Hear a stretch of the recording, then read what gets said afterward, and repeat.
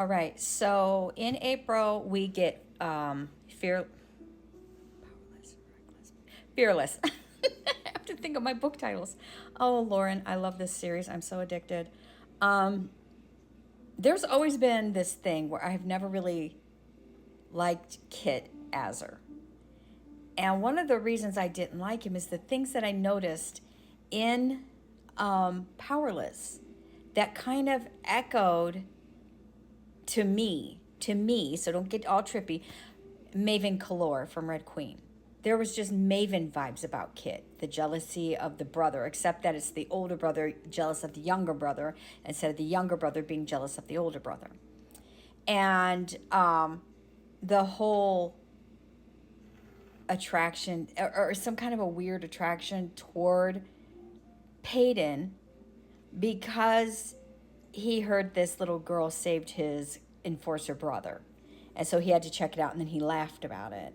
And with Maven, he was, of course, told he was going to marry Mare. And then it was like, okay, fine. You know, I don't know. There was just like Maven vibes just radiating off this guy.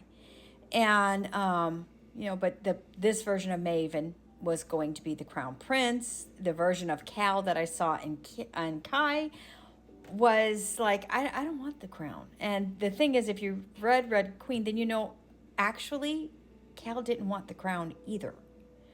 He didn't really lust after it. He wanted to, know what the people were about. He was trying to see the people, right?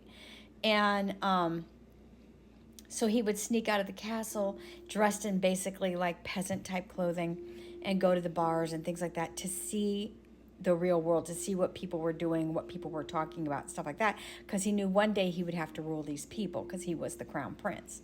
Whereas Kit isn't allowed to leave the castle grounds. He's not allowed to just go wherever he wants, whenever he wants. So he sees Kai get sent out on these missions that are mentally damaging on Kai. And his youngest, he was 11, I think, and I think they said it was a kid not much older than him that he had to unalive on his first mission. And then at 14, he had to unalive Peyton's father. And every time that he's had to unalive someone, it tore a piece of him out. And but the thing is, it never really removed his humanity. He thinks he's a monster, but he always does kind things for others, which shows he's not the monster. Whereas Kit envies Kai, and you can see it. You can see it in everything he does. He just envies Kai, the things he says and everything. It's just like an envy for his little brother.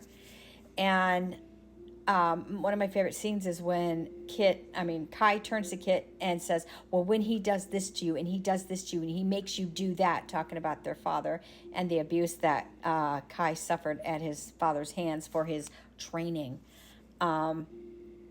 He just lets Kit know, there's nothing to envy about my life. All right, there's nothing to envy. You're missing nothing. You've got it lucky. You're just here in the palace. Oh, pity poor you. You can't go anywhere unless Daddy says so. And I get sent out on missions to unalive people. I feel so bad for you. That's just how it comes across. Like he's just letting his brother know, look, you don't got to do the dang things I got to do. You don't get sent out to the battles. You don't get sent out to hurt people. You don't get sent out to hurt children. For which Kit rubs that in his face later on, that he would not end children's lives. And he does that in Reckless. And Kai turns to him and goes, okay, is that what you want done? Is that what you want done? I'll do it. Is that what you asked for? Is that what you want? Because he's so irritated with his brother trying to rub in his face, you weren't really loyal to father. Are you going to be loyal to me if I tell you to unalive a kid? Are you going to do it? Or are you going to just keep with your pattern of not listening to the king? And that just irritated, it just sat so badly with me. And then we get Kit's point of view, and we find out that Kit, spoilers, people, if you haven't got this far, please leave. We find out that Kit and their father, well, I'll say his father because Kai doesn't really claim the king as his father because of the way he treated him. But Kit and his father plotted against Kai where Peyton was concerned. The king pitted the two sons against each other because he wanted that relationship severed. The king is an ultimately selfish character. And so he wanted Kit and Kai's relationship, this loving brother relationship, severed, because there's nothing more weak in the king's eyes than an enforcer that can express, show, and receive love. That is what I picked up off the king. I think the guy down in the cellar is possibly the king's brother. Or the king was the second son, jealous of the eldest son's role in life and wanted his role. Because how else does a king know how to train an enforcer? Nobody's asking that question. How does the king know how to train an enforcer? The king handled the majority of Kai's enforcer training, the brutality and everything that came with training Kai to be an enforcer. So how did the king know? Unless the king was the enforcer.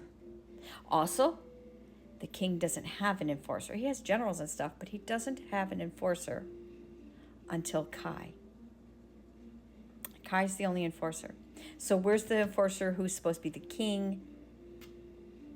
You know, the king's own enforcer, because each king's supposed to have an enforcer, apparently. So where's this king's enforcer?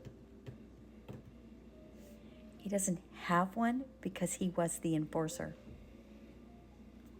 That is what I think. I could be 100% wrong. Lauren could never ever address this, but that's just my thought. How do you know how to train him to be an enforcer, huh, Pop?